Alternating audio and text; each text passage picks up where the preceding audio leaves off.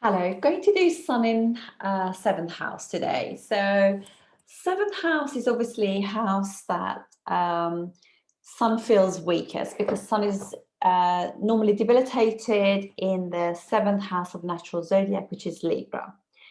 And Libra is all about interaction and being with other people, commerce, business partners. It's about working with others, and it's very much indicative of your work.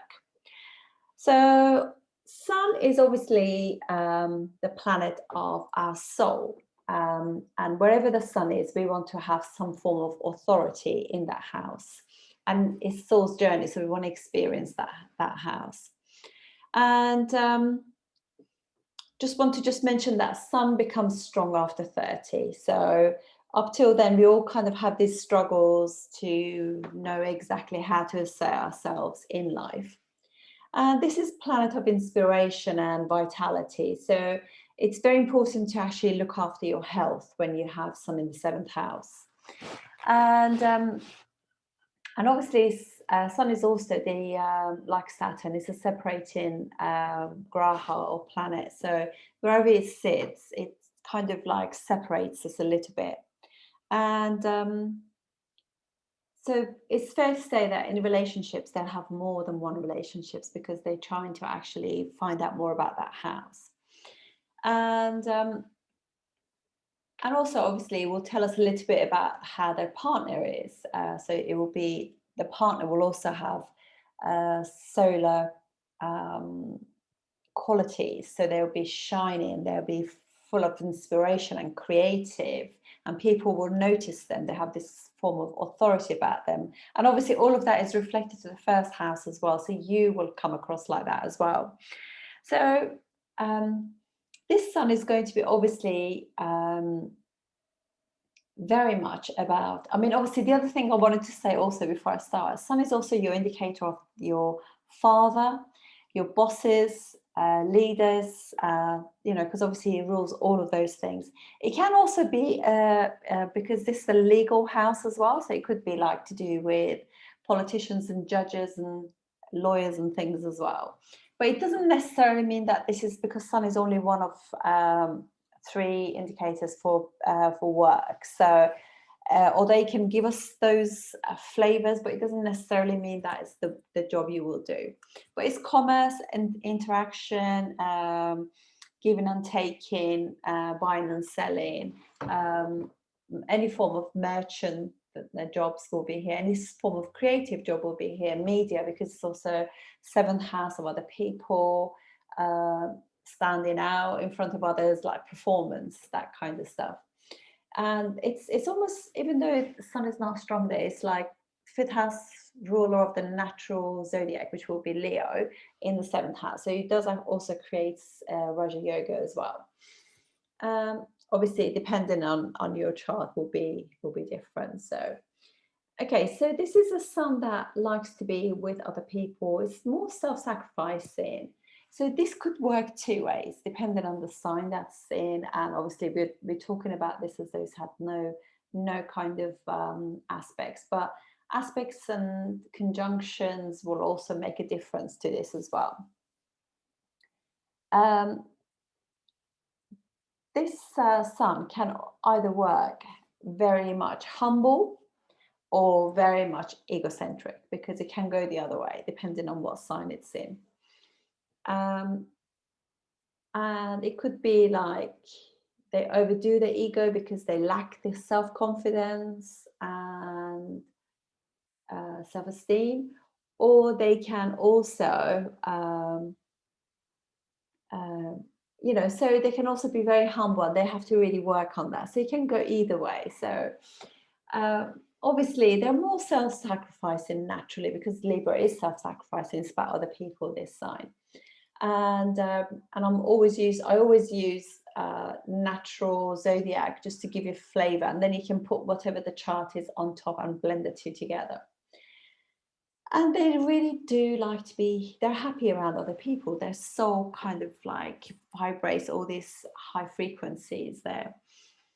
And they like to do business with people, work with others. So they probably wouldn't be that interested in working on their own. But obviously, confidence and self-esteem will be things that they need to work on in order not to be overdoing it or underdoing it. And they also need to kind of have this journey with themselves, because Sun is weak, to actually see what sort of things they like. And this is obviously a sign of Venus. It's more about self-love first and then interacting with others. So they have to have a good relationship with themselves first in order to discover how to have boundaries in place, have like a definite, like obviously Sun is supposed to be consistent, comes up every morning and sets at nighttime. So they need to have all those things in place in order to be able to create really good partnerships and marriage or relationships with other people. That's very important. So they're here to learn about boundaries, which is all to do with Venus, choices. They want to be accepted by others. They need to feel that love of connecting with others in a sense. And they just feel uplifted being around other people. But there is also an underlying fear of actually upsetting other people. They could obviously, because of this, because it's a separative planet, they can also go through many relationships to find themselves, find their soul's journey. Definitely self-belief will actually help them in order to do this. They can, as I said, they can overdo the ego a little bit, but this is quite a creative one because it brings in the fifth house ruler into the seventh house. So if they are quite talented, they want to actually express those talents and things to other people. I just want to look at my notes just to make sure. Yeah, so they want to express that to other people. This is also obviously the sign of the balance as well, and law.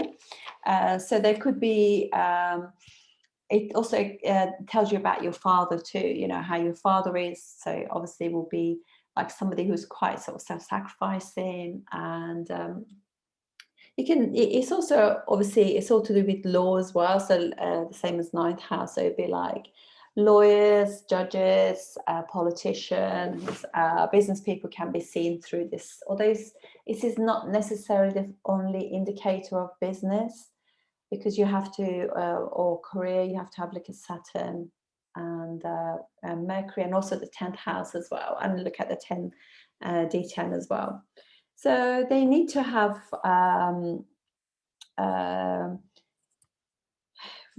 if this realization that everybody's equal, we all have the same rights, we all have the same needs, you know, journey of the soul. So nobody's journey is more important than somebody else's. Everybody's got equal things going on, if you like. They obviously, as I said, they could be quite creative, expressive. They probably might even like working with children. It can be very good for counseling as well, because it's Sun in Venus's sign, or, you know, and if it's conjunct with Venus. I'm not really saying that necessarily because I don't want to use the conjunctions, but they're really good at listening and actually giving advice to others as well. Advice being in the fifth house ruler in the seventh. And they definitely are charismatic. There's something about them that they actually shine when they walk through the room. There's something, you know, wherever the sun is, we shine in that house. So, and this is another thing, we need to sort of embrace these things about we just always kind of like become like a wallflower, really. Look at something bad in our chart and that makes us go back into our shell. No, every we need to like really the house that sun is can help us find ourselves in a sense. And so interactions will help them find themselves. And they literally can be the soul of a party. You know, they walk in and everybody's like, oh, she's here or he's here. You know, it's amazing. Very good for business having the sun there, because 10th house is from 10th house. Amazing. And it gets better with age as you sort of progress and go past 30, 35 and 36. You know, you find that it becomes better as Saturn matures, etc. And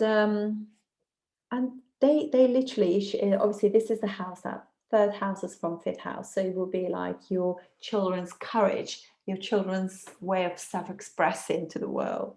And it's also fourth house is from fourth house, so it shows your mother's happiness, your mother's home, things like that, the comforts of mother. So this could be a really nice